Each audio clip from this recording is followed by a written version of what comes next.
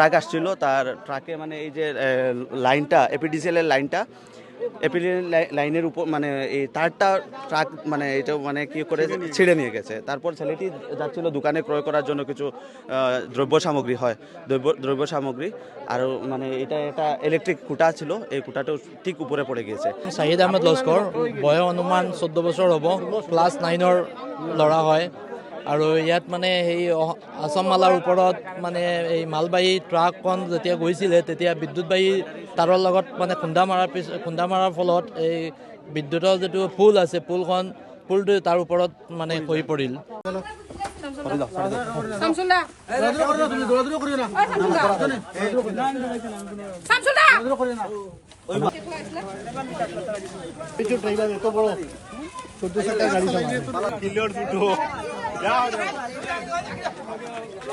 গাড়ি